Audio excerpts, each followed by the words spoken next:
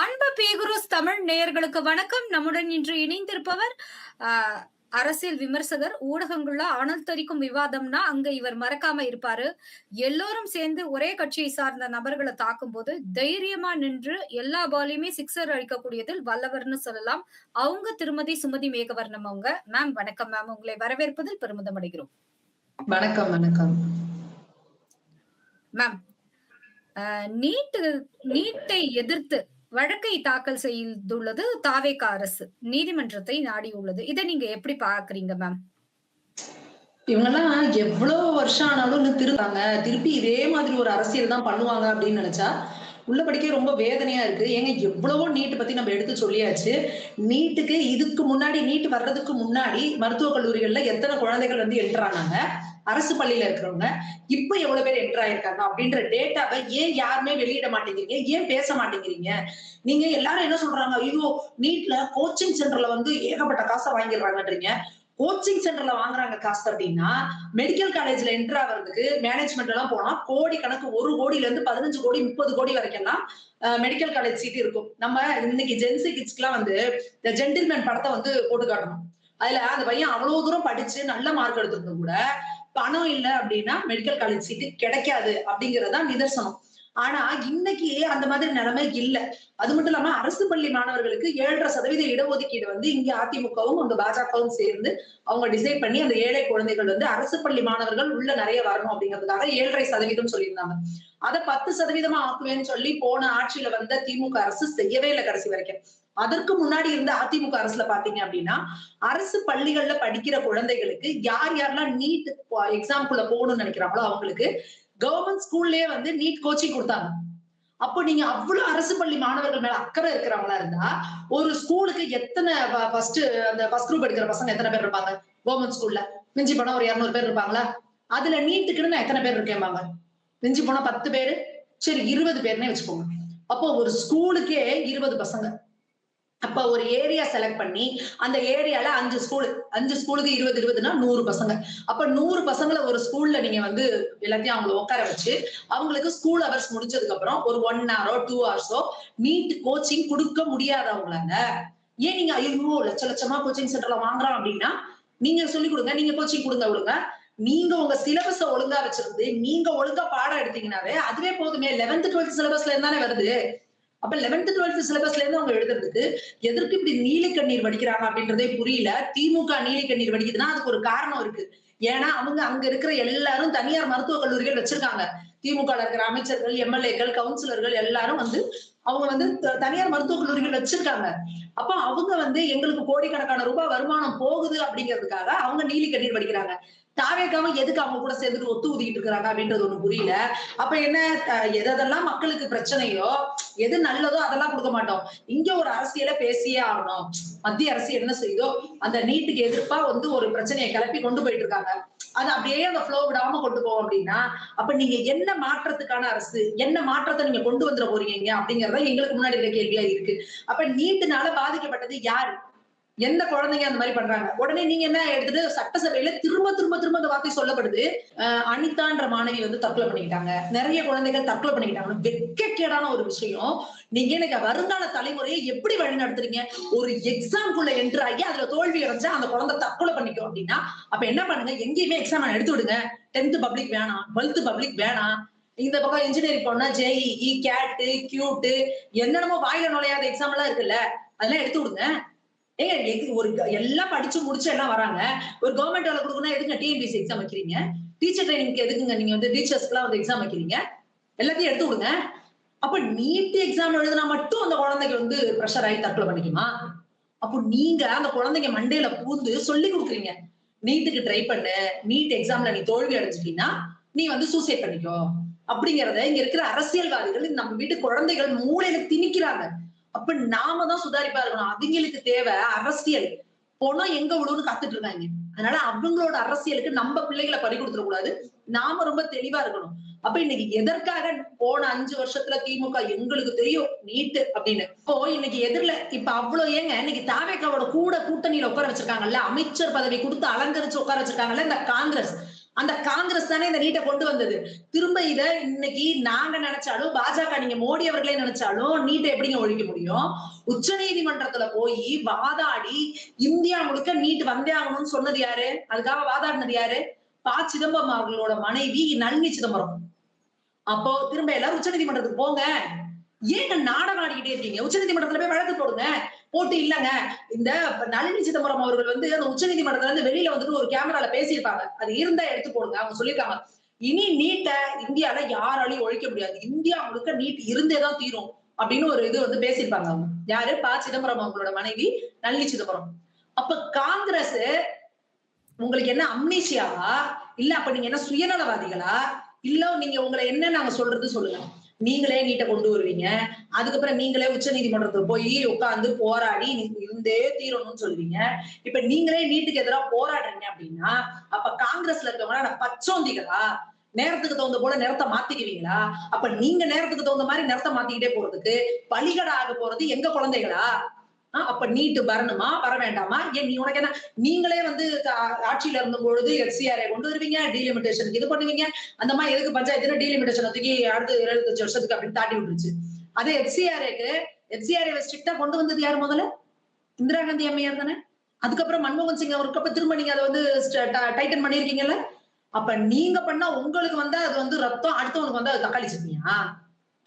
அப்ப என்னங்க இது ஒரு நியாயம்? ஒரு உண்மையாலுமே காங்கிரஸ் எல்லாம் வந்து ஒரு தேசிய கட்சின்னு சொல்லிக்கிறதுக்கே வெட்கப்படணுங்க. இவங்க இந்த துக்கடா கட்சியெல்லாம் இங்க வந்து ஒன்றிய அரசுன்னு சொல்றாங்க. ஏன்னா அவங்களும் ஒன்றிய அரசுன்னு சொல்லிட்டு இருக்காங்க. வெட்கமே இல்லாம. நாளைக்கு வந்து எந்த மூஞ்சியை வச்சுட்டு நீங்க வந்து இந்தியா ஃபுல்லா ஓட்டு கேட்டு வருவீங்க? இந்தியாவை நீங்க ஒரு இந்தியான்னு ஒரு தேசமே ஒத்துக்கலைன்னா, நான் ஒரு தேசிய கட்சின்னு சொல்லிக்கிறீங்க. ஐயோ அப்பா! இது என்ன? இது எதை நோக்கி போகுது அப்படின்னா, காங்கிரஸ் வந்து ஒரு லெட்டர் பேட் கட்சியாக ஆறிக்கிட்டு இருக்கு. ஒவ்வொரு மாவட்டத்திலயும் என் முதுகுலையாவது ஏறி ஏறி சவாரி பண்ணி அப்படியே ஒட்டுண்ணி மாதிரி அப்படியே போயிட்டு இருப்போம் அப்படிங்கிற மனப்பாக்குவத்துக்கு வந்ததுனாலதான் ஒன்றிய அரசுங்கிறாங்க காங்கிரஸ். அப்போ உங்ககிட்ட தேசபக்தி கிடையாது, தேசம் பத்தின ஒரு இது கிடையாது. நீங்க கொண்டு வந்த திட்டத்தை திருப்பி நீங்களே எதிர்ப்பீங்க அப்படின்னா, அப்ப பார்த்துக்கிட்டு இருக்க மக்களை நீங்க என்ன நினைச்சிட்டு இருக்கீங்க? அப்ப இந்த நீட்டை பத்தி எக்கச்சக்கமா பேசியாச்சு. நாங்க என்ன சொல்றோம்? முடிஞ்சா உச்ச நீதிமன்றத்துக்கு போங்க. உச்ச நீதிமன்றத்துல போய் மோதுங்க, வழக்கு போடுங்க, எல்லாம் பண்ணுங்க. நீங்க இங்க திருப்பரங்குன்றத்துல தீபம் ஏத்துறதுக்கே உங்களால இங்க இருந்து போய் வாதாட முடியல. உச்ச நீதிமன்றம் கொட்டு வச்சு ஸ்டே எல்லாம் கொடுக்க முடியாது இரு அப்படின்னு சொல்லியிருக்கு. இதுல நீங்க எல்லாத்துக்கும் போங்க. ஆனா ஏன் நடிக்கிறீங்க? போன 5 வருஷத்துல என்ன பண்ண முடிஞ்சிச்சு திமுகவால? அப்ப இது எதுவுமே பண்ண முடியாதுன்னு தெரிஞ்சுமே நீங்க விளையாடுறது யார் கூட தெரியுமா? எங்க வீட்டு குழந்தைகளோட வாழ்க்கையில. ஒரு குழந்தை, அம்மா இத்தனை தேதி ஆனா பரீட்சை படி அப்படின்னா அது பாட்டுக்கு படிக்கும். இன்னைக்கு காலையில வந்து பாப்பா இந்த தடவை பரீட்சை கிடையாதுமா, நீ ஃப்ரீயா இரு. நாளைக்கு வந்து இல்ல பரீட்சை இருக்கு படி. நாளானைக்கு வந்து பரீட்சை கிடையாது. அதுக்கு அடுத்த நாள் வந்து பரீட்சையை நாங்க நீக்கியே தின்றுவோம். இப்படி நீ இப்படியே குழப்பிக்கிட்டு இருக்கியே, அப்ப அந்த குழந்தைகளோட மனநிலையை யோசிப்பாங்க. படிக்கணுமா படிக்க வேணாமா? நீட் இருக்குமா இருக்காதா? நாங்க என்ன ப்ரிப்பேர் பண்ணணும்? இப்படி எங்களுக்கு எங்களோட 12th மார்க்ல இருந்தே எங்களுக்கு கிடைக்குமா கட் ஆஃப்? பழைய மாதிரி இந்த மாதிரி கட் ஆஃப் மாதிரி கொடுப்பாங்களா? இல்ல நாங்க நீட் எழுதிதான் பண்ணணுமா? சொல்லுங்க நீங்க. இது எவ்வளவு ஒரு குழப்பத்துக்கு அந்த குழந்தைகளை ஆளாக்கி கடைசியா நீ என்ன கொண்டு வர? நீட் எக்ஸாம் எழுதி அதுல தோத்து போனா அந்த புள்ள செத்து போகுது. இத சொல்ல நீங்க எல்லாம் இந்த ஒரு நான் தான் தலைவன் அப்படின்னு சொல்லிக்கிறீங்க. ஒரு தலைவன் வந்து இந்த மாதிரிலாம் பேசுவாங்களா? அந்த குழந்தைகளுக்கு நீ என்ன சொல்லிக் கொடுக்கணும்? இன்னைக்கு இந்த வாழ்க்கையில இந்த ஒரு நீட் பரீட்சைங்கிற ஒரு போராட்டத்தையே உன்னால சந்திக்க முடியலன்னா, நாளைக்கு இன்னும் என்னென்ன பிரச்சனைகள் இருக்கு? எங்களுக்கு இவ்வளவு பெரிய பிரச்சனைகள்லாம் இருக்குதுங்க சந்திக்க. அப்ப வீட்டுல பேரண்ட்ஸ் என்ன சொல்லிக் கொடுக்கணும்? நீட்டுக்கு ட்ரை பண்ணு. ஒரு தடவைக்கு 3 அட்டெம்ப்ட் இருக்கு. ட்ரை பண்ணு. நல்ல அழகா உட்கார்ந்து ப்ரிப்பேர் பண்ணாங்க, எல்லாம் சப்போர்ட் பண்றோம். முடியலையா? அதை விட இன்னொரு பெஸ்ட் ஆப்பர்ச்சுனிட்டி இருக்கு. நீ அதை விட இன்னும் நீ பெரிய ஆளா வருவ. அதுக்கு நாங்க உனக்கு சப்போர்ட் பண்றோம்.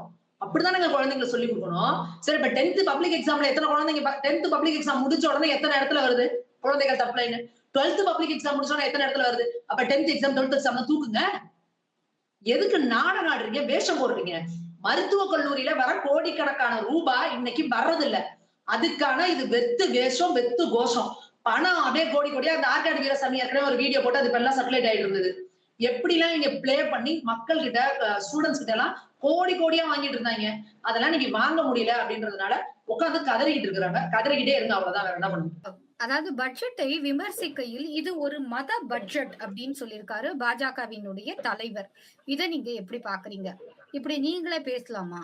ஆட்சியே அப்படித்தானே நடந்துட்டு இருக்கு. ஏங்க நேத்து ஒரு மரிய வில்சன் பேசுறாரு. ஏங்க தமிழை ஏங்க திக்கி திக்கி பேசுறீங்க, திக்கி திக்கி படிக்கிறீங்க, ஒழுங்கா படிங்கன்னு எதிர்த்தரப்புல இருந்து திமுகல ராஜேந்திரன் சொல்றாரு. அவர் கூட ஏதோ ஆணவத்துல இருந்து ரொம்ப பொறுமையா போயிட்டா நான் உங்களை குறை சொல்லணும்னு சொல்ல அப்படிங்கிறாங்க. அப்ப உண்மையாலுமே நீங்க தமிழ தப்பு தப்பா தான் படிச்சாரு நம்மளோட நிதியமைச்சர். அதுக்கு முன்னாடி ஒரு இதுலயே அப்படிதான் படிச்சாரு. நெறைய அத வந்து ட்ரோல் பண்ணாங்க சோசியல் மீடியால. அப்ப நீங்க என்ன பண்ணீங்கன்னா, ஒரு விஷயத்த தப்புன்னு சொல்றாங்கன்னா, அந்த தப்ப நீங்க திருத்திக்கணும். நீங்க தமிழ்நாட்டுல தான் பொறந்திருக்கீங்க. நீங்க வந்து வெளிநாட்டுல பொறக்கல. தமிழ்நாட்டிலே தான் வாழ்ந்திருக்கீங்க. வெளிநாட்டுல எங்கேயும் வாழல. போன முறை நிதியமைச்சரா இருந்த பிடிஆர் அவர்களே வந்து நெறைய பேர் இதே மாரி அவரால படிக்க முடியல, தடுமாறுனன்னு விமர்சனிச்சப்போ, அவர் என்ன சொன்னாருன்னா, "ஏங்க நான் காலேஜ் அந்த படிப்பெல்லாம் முடிச்ச உடனே நான் வந்து இதுக்கு போயிட்டேங்க, ஃபாரின் போயிட்டேங்க. ஃபுல்லா அங்கேயே இருந்ததுனால எனக்கு அந்த லாங்குவேஜோட டச் இல்லாம போயிட்டுன்னு" ரொம்ப ஹானஸ்ட்டா ஒத்துக்கிட்டாரு. இவர் என்னமோ எந்திரிச்சு, உட்டா எதிர்ல இருக்கவன்லாம் பொலர் பொலர்ன்னு அரைஞ்சு விடுவாரு போல இருக்கு. மைக்க டமார்ன்னு இப்படி அடிக்கிறாரு, அப்படி அடிக்கிறாரு. உங்களுக்கோசரம்லாம் மாத்திக்க முடியாது. எல்லாருக்கோசரம்லாம் மாத்திக்க முடியாது. மாத்திக்கலன்னா என்ன பண்ணுவீங்க? தமிழ தப்பா படிப்பீங்க. அத சொன்னா உங்களால மாத்திக்க முடியாதா? அதுக்கு அடுத்து சொல்றாரு, எனக்கு என்னோட மதம் நான் பைபிள படிச்சிருக்கேன். அப்ப என்னன்னா, தமிழ படிக்கணும்னு அவசியம் இல்ல. பைபிள படிச்சிருக்கேன். என் பைபிள் வந்து எனக்கு அன்பு, இரக்கம், அமைதி இதெல்லாம் போதிச்சிருக்கு. ஆனா, அத தமிழ் பாதி பேருக்கு இப்ப தமிழ் படிச்சவனுக்கு அது தெரியாது அப்டின்னா, அப்ப எங்க தமிழ் வந்து அன்பையும், இரக்கத்தையும், அமைதியும் போதிக்கலன்னு அவர் சொல்றாரா? அப்போ நீங்க சொல்றீங்கல்ல, இந்த பைபிள் தோன்றதுக்கு முன்னாடி, அதாவது இயேசு கிறிஸ்து அவர்கள் இறந்து அதுக்கப்புறம் ஒரு 600 வருஷத்துக்கு அப்புறம் தான் இவங்க இந்த பைபிள்ங்கிறதே கொண்டு வராங்க. இயேசு கிறிஸ்துக்கே பைபிள்னு ஒண்ணு வரப்போகுதுன்றது அவருக்கு அப்பயே தெரியாது. அப்ப நீங்க கொண்டு வந்து இயேசு கிறிஸ்துவுக்கும் முன்னாடி 2000 வருடங்களுக்கு முன்னாடியே இங்க நாங்க திருக்குறள் அப்படின்னு ஒண்ணு எழுதி அன்புடைமைன்னு அதுல ஒரு அதிகாரம் வச்சிருக்கோம். அப்போ எல்லா இடங்கள்லயும் அன்பையும், கருணையும், இரக்கத்தையும் போதிக்கிறது தான் வந்து எங்களோட மதம். அப்போ மரிய வில்சன் அவர்கள் திருக்குறளையே படிக்கலையா? அப்போ நாங்க இததான் கேட்கிறோம். அப்போ இந்த ஆட்சி யாருக்கான ஆட்சி? சபாநாயகர் பாத்தீங்கன்னா, உட்கார்ந்துட்டு திருச்சபையா, சட்டசபையான்னு தெரியாத அளவுக்கு உட்கார்ந்து பைபிள் வாசகத்த ஓதிக்கிட்டே கிடக்குறாரு. ஓதிட்டு ஆரம்பிக்கிறாரு. எங்கெங்கெல்லாம் திருச்சபை கூட்டம் நடக்குதோ அங்க போறாரு. அந்த சீரணி அரங்கம் அப்படின்னு சொல்லி சென்னையில ஒண்ணு இருந்தது. அதுல ஏகப்பட்ட கான்ட்ரோவர்சி. அங்க மதமாற்றம் பண்றாங்க, அன் டைம்ல எல்லாம் பிரேயர் பண்றாங்க, பப்ளிக் நியூசன்ஸா இருக்குன்னு சொல்லி ஜெயலலிதா அம்மையார் வந்து அதை வந்து இரவோட இரவா அகற்றினாங்க. இது முடிஞ்சு போச்சு. இப்ப அவங்க வந்து கோரிக்கை வைக்கிறாங்க. சீரணி அறிமத்தா மறுபடி கட்டணும். அதுக்கு சபாநாயகர் சொல்ற நாங்க முதல்வர்கிட்ட கோரிக்கை வைக்கிறோம், நாங்க அதை செய்யறோம். யாருக்கான அரசு நீங்க சொல்லுங்க. அடுத்ததா இவர் வந்து வேளாண் பட்ஜெட்டை கொண்டு போய் திருப்பதி கோயில வச்சிட்டாங்களாம். ஐயோ இது என்ன பகுத்தறிவான்னு குதிக்கிறாங்க எல்லாம். பட்ஜெட் எடுத்துட்டு வரும்போது ஜெபமாலையோட உள்ள வராரு மரிய வில்சன் அவரு. அப்ப ஏன் எல்லாரும் வாயை மூடிட்டு இருக்கீங்க? அப்ப எல்லாரும் கோமா ஸ்டேஜ் போயிட்டீங்களா? இல்ல உங்களுக்கு எல்லாம் அம்னீசியா வந்துருச்சா? அப்ப எல்லாம் வாய் மூடிட்டு இருக்கீங்க. அப்போ நீங்க வந்து ஜெபமாலையை எடுத்துட்டு வாங்க. உங்க நம்பிக்கை தப்பு இல்ல. அப்ப அதே போல திருப்பதி பாலாஜி கோயில்ல கொண்டு போய் வேளாண் பட்ஜெட் வச்சது அவங்க நம்பிக்கை தானே? அப்ப அதுக்கு என்ன குதிப்பீங்க? இதுக்கு என்ன வாய் மூடிக்கிட்டு இருக்கிறீங்க? இதுக்கு என்ன குதிக்கிறீங்க அப்படின்னா, அப்ப இது யாருக்கான அரசு? அதுதான் நாங்க கேட்கிறோம். அடுத்ததா இவர் சபாநாயகருக்கு அடுத்து இந்த பக்கம் இவர் வன்னி அரசு சமூக நீதித்துறை அமைச்சர்னு பேரை வச்சுக்கிட்டு எல்லா மேடையிலையும் போய் போய் போய் நின்று இந்து மதத்தையும் இந்து மக்களையும் என்ன கேவலமா பேசணுமோ அவர் ஒரு ஸ்கூல் ஃபங்க்ஷன்ல போய் சொல்றாரு. இந்து மதத்துல வந்து பட்டியலின மக்கள் எல்லாம் படிக்க விடலங்க.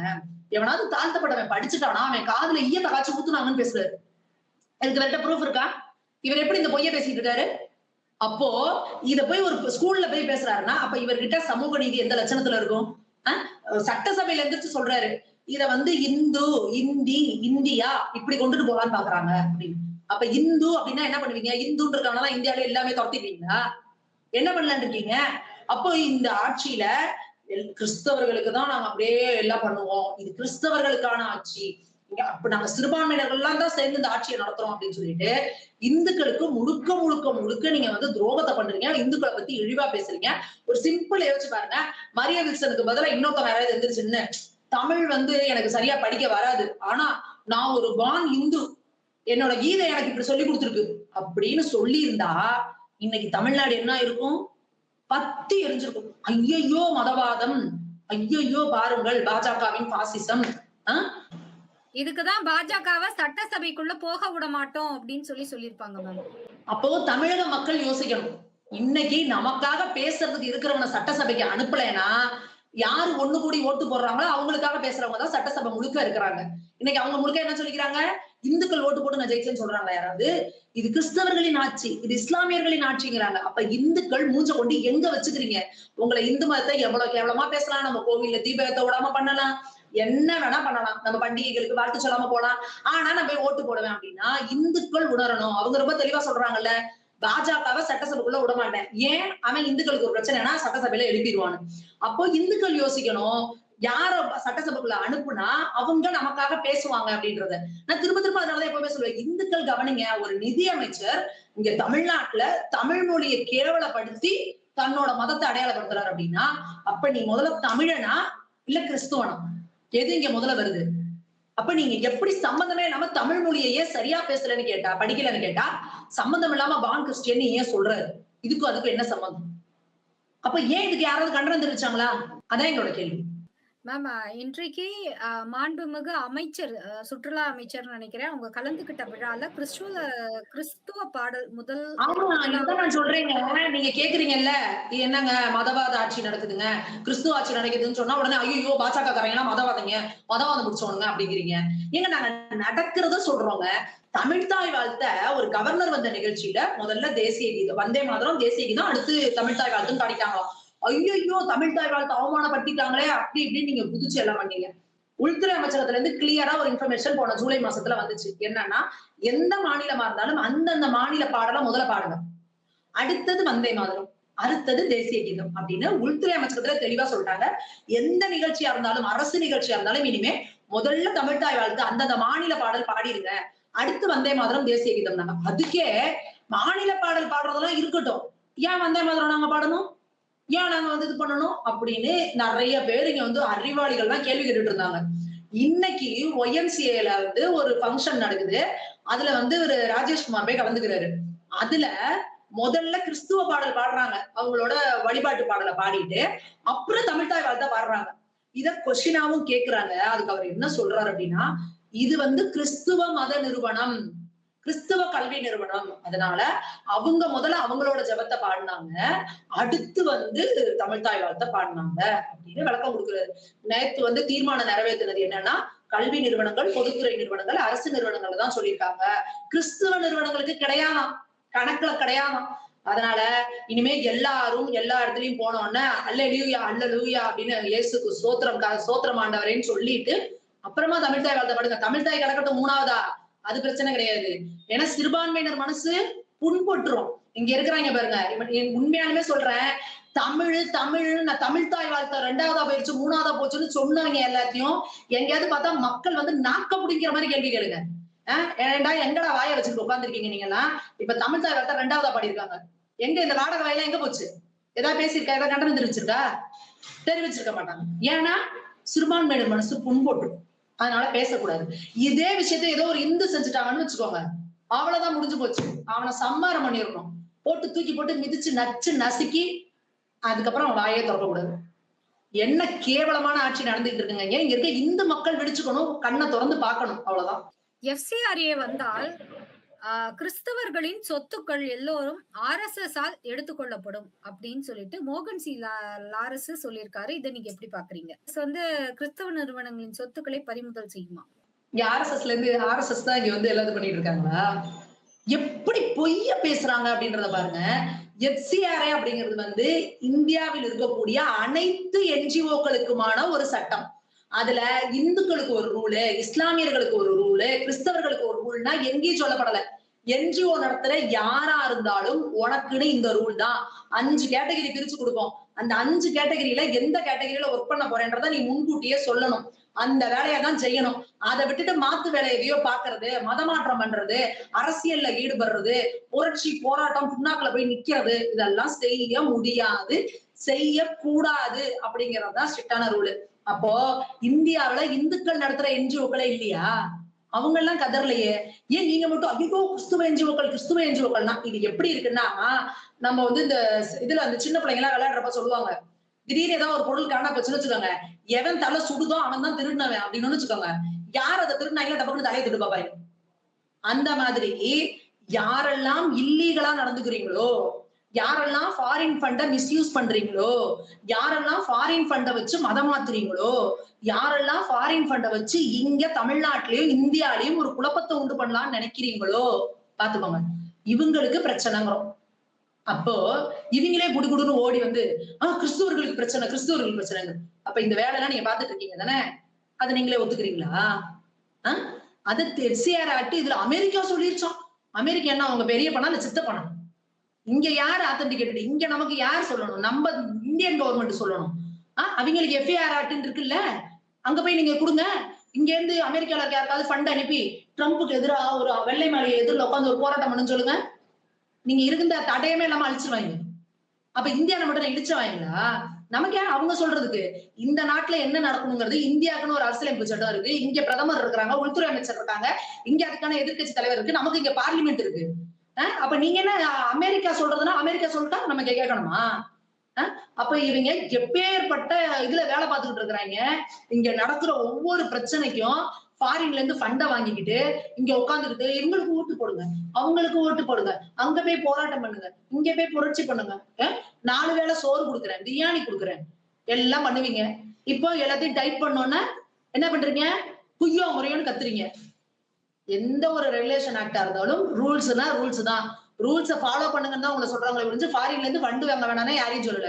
எஃப்சிஆர்ஐ படி ஃபாரின்ல இருந்து நீங்க எவ்வளவு வேணா ஃபண்ட் வாங்கிக்கலாம். அதுல ஏதாவது பிரச்சனை இருக்கா? இல்ல. என்ன ஃபண்ட் வாங்குறீங்களோ அத கரெக்டா கணக்கு காட்டுங்கன்னு சொல்றாங்க. அதுல ஏதாவது உங்களுக்கு பிரச்சனை இருக்கா? இல்ல. அடுத்ததா ஒரு 5 கேட்டகரி பிரிச்சு கொடுத்துருக்கோம். அந்த 5 கேட்டகரிக்குள்ள தான் நீங்க ஒர்க் பண்ணணும். எந்த கேட்டகரியில நீங்க ரிஜிஸ்டர் பண்ணிருக்கீங்களோ அதை தான் ஒர்க் பண்ணணும்னு சொல்லியிருக்காங்க. அதுல என்ன பிரச்சனை உங்களுக்கு? அடுத்து என்ன சொல்லிருக்காங்க? Administration cost. இதுக்கு முன்னாடி நான் 1 கோடி ரூபாய் யார்கிட்ட டொனேஷன் வாங்குறேன்னா 50 லட்சம் நானே செலவு பண்ணிடுவேன். எதுக்குன்னா எனக்கு வந்து எனக்கு இருக்கிற வீடு, காரு, எனக்கு வேலைக்கு ஆட்கள் வச்சிருப்பேன். இதுக்கு நான் 50 லட்சம் செலவு பண்ணிட்டு மீதி 50 லட்சத்தை தான் தொண்டு செய்வேன். இப்ப என்ன சொல்றாங்க? நீ தொண்டு செய்யறதுக்காக தானே பணம் வாங்குறீங்க. அப்போ அதை தொண்டை முழுசா செய்யுங்க. 20% உங்களுக்கு எடுத்துக்கோங்க. மீதி 80% மக்களுக்கு தொண்டு செய்யுங்கன்றாங்க. அப்போ இது மக்களுக்கு எப்படி பிரச்சனையாகும்? இங்க என்ன சொல்றாங்க? ஐயோ கிறிஸ்துவ மக்களுக்கே பிரச்சனை. மக்களுக்கு என்னங்க சம்பந்தம்? என்ஜிஓ தொண்டு நிறுவனம் நடத்துறவனுக்கு பிரச்சனை. அதுலயும் சரியா கணக்கு காட்டாதவங்களுக்கு பிரச்சனை. ஒழுங்கா கணக்கு வழக்கு வச்சிருக்கவங்களுக்கு எந்த பிரச்சனையும் கிடையாது. அப்புறம் என்ன சொல்றாங்க? இந்த மோடி அரசு என்ன செய்ய போகுதுன்னா இங்க கிறிஸ்துவ தேவாலயங்கள் எல்லாம் எடுத்துக்க போறாங்க, மசூதிகள் எல்லாம் எடுத்துக்க போறாங்க, போச்சு. மருத்துவமனைகள் எல்லாம் போச்சு, ஸ்கூல்ஸ் எல்லாம் போச்சு. இனிமே எதுவுமே நடக்காது. எல்லாம் மோடி அரசு எடுத்துக்க போகுது. தேவாலயம் அதுல இல்லீகலா அவங்க ஃபண்ட் மிஸ்யூஸ் பண்ணிருக்காங்கன்னு தெரியுது. தேவாலயத்தை அரசு கையகப்படுத்திட்டாங்க. என்ன செய்வாங்க அரசு? தேவாலயம் நடக்கும் தானேங்க. அது என்ன பூட்டி வச்சுட போறோமா? அருங்காட்சியகம் மாத்த போறோமா? அப்போ மக்களுக்கு, கிறிஸ்துவ மக்களுக்கு எந்த பிரச்சனையும் இல்லையே. அப்ப யாரோ ஒருத்தங்க அதை நடத்த தானே போறாங்க. நீங்க எப்படி தேவாலயமே இல்லாம போகுதுன்னு சொல்றீங்க? அதுலயும் இப்ப உள்துறை அமைச்சர் என்ன சொல்றாரு? சப்போஸ் அப்படியே அந்த ஏஜென்சி இருக்கு இல்லையா, அது கையகப்படுத்திட்டா கூட நீங்க கோர்ட்டுக்கு போங்க. கோர்ட்டுக்கு போய் உங்க மேல பிரச்சனை இல்ல, கணக்குல கரெக்டா இருக்குன்னா திருப்பி கொடுத்துருவாங்கன்னு சொல்றாங்க. இதுக்கு மேல என்னங்க இருக்கு? அங்க திருச்செந்துறையில ஒரு சிவன் கோவிலே எங்களோடதுன்ட்டாங்க. அதுக்கு திமுக சரவணன் இருக்காரு பாருங்க, அவர் வந்து புத்திசாலித்தனமா வாதாடுறாரு, டிபேட்ல பேசுறாரு. ஏங்க இப்படி திடீர்னு எங்க தாத்தன் பாட்டன் சொத்து, எனக்கு ஒரு பிரச்சனை, ஏதோ ஒரு அடகு வைக்கலாம் விக்கலான்னு பேங்குக்கு போனா உங்களுக்கு சம்பந்தம் இல்ல, இது வக்ஃப் போர்டுல இருக்குன்னு சொல்றாங்க. என்னங்க எங்களோட நிலம் வயல் நிலம் உழுதுகிட்டு இருக்கேன், எப்படிங்க வக்ஃப் போர்டுக்கு சொந்தம்னா? கோர்ட்டுக்கு போங்க, கோர்ட்டுக்கு போய் ப்ரூவ் பண்ணுங்க அப்படின்னு சொன்னாரு இந்த மேதாவி சரவணன். அப்போ என் தாத்தையும் பாட்டன் சம்பாதிச்ச நிலத்தை திடீர்னு யாருன்னு பார்த்தா வக்ஃப் போர்டுக்கு போயிரும். அதை நான் ப்ரூவ் பண்ண என்ன பண்ணணும்? கோர்ட்டுக்கு போய் 15 வருஷம் 20 வருஷம் அலைஞ்சு இவங்கள்ட்ட நான் ப்ரூவ் பண்ணணும். ஆனா இவங்க ஃபாரின்ல இருந்து ஒரு ஃபண்ட் வாங்கிக்குவாங்களாம். அதுக்கு கணக்கு வழக்கம் ஒழுங்கா காட்ட மாட்டாங்களாம். திடீர்னு எங்க இருக்காங்கன்னே தெரியாம போயிருமா. இப்ப நீங்க சிம்பிளா சொல்றேன் சுபா, நான் என்ன பண்றேன்? ஃபாரின்ல இருந்து ஒரு 50 கோடி வாங்கிடுறேன் ஃபண்ட். வாங்கிட்டு நான் கணக்கு வழக்கையும் காட்டல, நான் ரெனியூவலும் பண்ணல, நமக்கு 50 கோடி வந்தது லாபம், நான் அப்படியே எடுத்துட்டு ஓடிட்டேன்னு வச்சுக்கோங்க. அப்ப என்னை அப்படியே விட்டுட்டா இந்த அரசாங்கம் சரின்னு நீங்க சொல்லுவீங்களா? கணக்கு லாப்ஸ் ஆயிடுச்சு, நான் ரெனியூவல் பண்ணல, ஆனாலும் வாங்கின காசுக்கு நான் என்ன பண்ணேன்னு கணக்கு கொடுத்துதானே ஆகணும். அப்படி நான் கணக்கு கொடுக்காம அந்த ஃபண்டை நான் மிஸ்யூஸ் பண்ணியிருந்தேன்னா, எனக்குன்னு ஒரு சொத்தை வாங்கியிருக்கேன்னா அதை அரசு கையகப்படுத்தி தானே ஆகணும். இதுல என்ன குழப்பம்? இதுல என்ன பிரச்சனை? இதுல என்ன பிரச்சனைன்னு இந்த எஃப்சிஆர்ஐ வந்ததுக்கு அப்புறம் தெரியும். ஏன்னா இன்னைக்கு சில பேர், நான் வந்து எல்லாரையும் சொல்லல, நான் உண்மையா சொல்றேன், நிறைய பேர் என்ஜிஓ ட்ரஸ்ட் மூலியமா நிறைய மக்கள் தொண்டு சேவை பண்ணிட்டு இருக்காங்க, அவங்கள நான் மதிக்கிறேன். ஆனா சில பேர் இந்த என்ஜிஓக்களையே வந்து ஒரு பிசினஸா பண்ணிட்டு இருக்கிறாங்க. நீங்களே பாருங்க, சும்மா சாதாரணமா இருப்பாங்க. என்ஜிஓ நடத்தணும் பாத்தீங்கன்னா உடனே ஃபார்ச்சுனர் காரு தான், இனோவா காரு தான், பெரிய வீடு தான், எல்லாமே நீங்க வந்து என்ஜிஓ கணக்குல வாங்கிடுறீங்க. வாங்கிட்டு அப்படியே இந்த அருணாச்சலம் படத்துல வர மாதிரி இந்த பக்கம் 4 பேர் இந்த பக்கம் 4 பேர், எப்படி என்ஜிஓ ஆரம்பிச்சு 6 மாசம் 1 வருஷத்துல எப்படி எப்படி உங்களுக்கு வளர்ச்சி வருது? நீங்க என்ஜிஓ எதுக்கு வாங்குறீங்க? ஆரம்பிச்சீங்க மக்களுக்கு தொண்டு பண்ணதானே, உங்களுக்கு தொண்டு பண்ணிக்கவா? அப்ப அடுத்து இன்னும் சில பேர் பாத்தீங்கன்னா, நான் உங்களுக்கு இத்தனை பேத்துக்கு ஏழைகளை படிக்க வைக்கிறேன் அப்படின்னு படத்தை வாங்கிக்கிட்டு அவங்க வீட்டுல போய் உன் பிள்ளைக்கு ஸ்கூல் ஃபீஸ் கட்டுவேன், காலேஜ் ஃபீஸ் கட்டுவேன், ஆனா நீ மதம் மாறணும், அப்பதான் உனக்கு பணம் கட்டுவேன். எவ்வளவு பேருங்க கண்ணு இருக்க காலேஜ் ஃபீஸ் கட்ட முடியாம மதம் மாறினவங்க எத்தனை பேரு? ஹாஸ்பிட்டல் செலவு பண்ண முடியாம மதம் மாத்தினவங்க எத்தனை பேரு? பொண்ணுக்கு கல்யாணம் பண்ணி வைக்கிறேன்னு சொல்லி மதம் மாத்தினவங்க எத்தனை பேரு? நீங்க இதுக்கு பேர் தொண்டா? நீங்க சொல்லுங்க. அப்ப நீங்க மத வியாபாரம் பண்றீங்க. அது எந்த காசை வச்சு? ஃபாரின் ஃபண்ட வச்சு.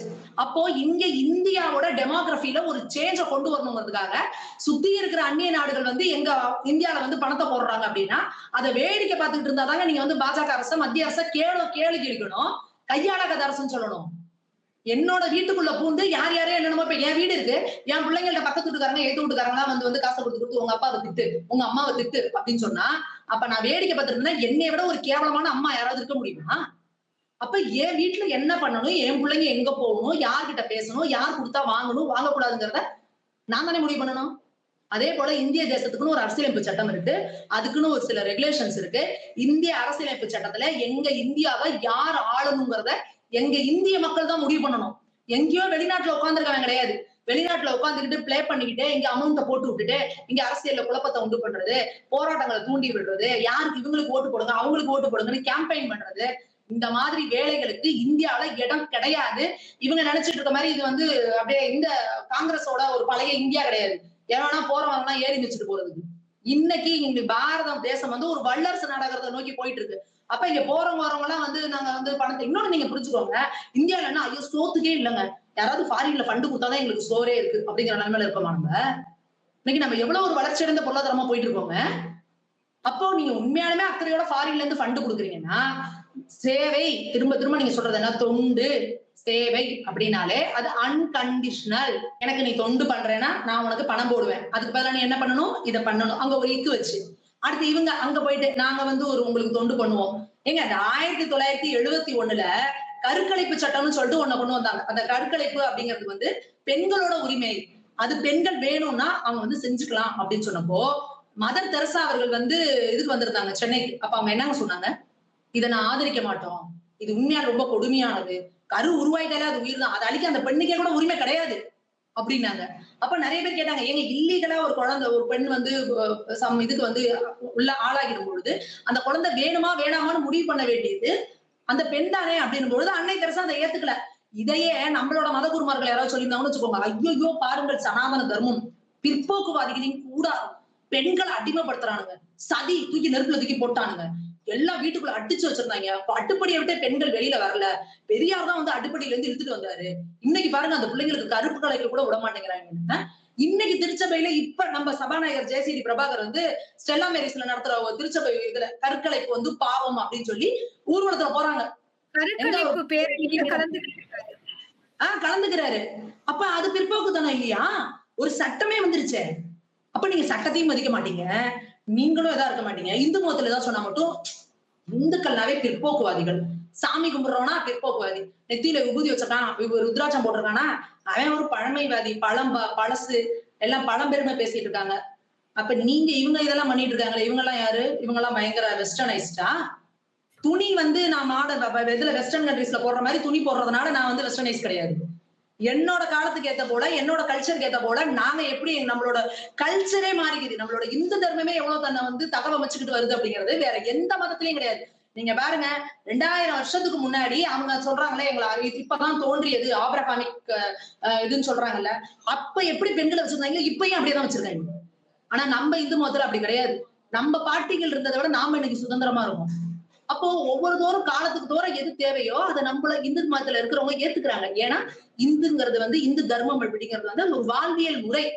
அப்ப எது இந்த காலத்துக்கு ஏத்ததோ, எது நமக்கு வந்து நம்ம கல்ச்சரை கரெக்டா எப்படி நம்ம ரீடிஃபைன் பண்ணிக்கணும், அதே நேரத்துல நம்ம கல்ச்சரையும் காப்பாற்றணும், அதை விடாம கொண்டுட்டு போகணும் அப்படிங்கறதுதான் நம்மளோட இந்து மதம். இந்துன்னு சொன்னாலே நீங்களுக்கு பத்தி எரியுது அப்படின்னா நம்ம என்ன பண்ண முடியும்? அதே போல இந்து என்ஜிஓக்கள் எங்கேயாவது வந்து குரல் கொடுத்துருக்காங்களா, ஐயோ எங்களுக்கு பிரச்சனைங்க அப்படின்னு? அப்போ இதுல எங்க இருந்து RSS வந்துச்சு, இதுல எங்க இருந்துங்களா வந்துச்சு? இன்னொன்னு நீங்க தெரிஞ்சுக்கோங்க, RSS இருக்கு இல்லையா, RSSக்கு கீழேயே நூற்றுக்கணக்கான என்ஜிஓக்கள் இருக்கு, நிறைய இருக்கா பதிவு பண்ணி. அப்ப அவங்களுக்கும் தான் FCRA உண்டு. அவங்க வந்து யாரும் இப்படி கதறலையே. அப்போ பிரச்சனை யாருகிட்ட அப்படிங்கிறத மக்கள் முடிவு பண்ணிக்கணும். யாரு மடியில கனம் இருக்கவனுக்கு வழியில பயம் இருக்கும். ஏன் கனம் இருக்கிறவங்க கத்துறாங்க, அவ்வளவுதான். மேம் ரொம்ப நன்றி மேம். இத்துணை நேரமும் அழகாகவும், தெளிவாகவும் எத்தனை விஷயங்கள பட்டியலிட்டுருக்கீங்க. குறிப்பா மடியில கனம் இருந்தா தான் வழியில பயம். என்ஜிஆர் என்ஜிஓக்கள் எல்லா மதத்திலயும் இருக்காங்க. எல்லார்கிட்டேருந்தும் அவங்க வாங்குறாங்க. ஆனா, இங்க என் வீட்டுக்குள்ள ஒரு பணம் வருது அப்டின்னா, அந்த பணம் யார் மூலமாக வருகிறது? எந்த பர்ப்பஸ்க்காக கொடுக்கப்படுகிறது? அதை எப்படி செலவு செய்ய வேண்டும் என்பதை நிர்ணயிப்பது நான் தானே ஒழிய, அதை வந்து அங்கு உட்கார்ந்திருப்பவர்களோ, இல்லன்னா அதை வாங்குபவர்களோ நிர்ணயிக்க கூடாது. ஏன்னா, இங்க வர பணம் என் வீட்டினுடையது. எப்படி ஒரு வருமானத்தை சம்பாதிப்பவர் கணக்கு காட்டாமல் ஏய்க்கும்போது அது வருமான வரி ஏய்ப்பு என்றாகிறதோ, அதுபோல் தான் வெளிநாடுகளில் இருந்து வரும் பணம் உள்ளே வரும்போது, அதற்கான முறையான கணக்குகள் தாக்கல் செய்யப்படவில்லை என்றால், அதுவும் வரி ஏய்ப்புக்கு சமமாகும். அப்படிங்கிற ஒரு சிம்பிளான விஷயத்த தான் இன்னைக்கு அவங்க ஒரு நெறிமுறைப்படுத்த பார்க்குறாங்க. உங்களுக்கு ஏன் இவ்ளோ கஷ்டமா இருக்கு? அப்படிங்கிற ஒரு கேள்வியையும், தொடர்ந்து வந்து இங்க வந்து நீங்க எந்த ஜாதி, மதத்தினவராக இருக்கலாம். அது எல்லோருமே இந்தியாவில் சமமானவர்கள்.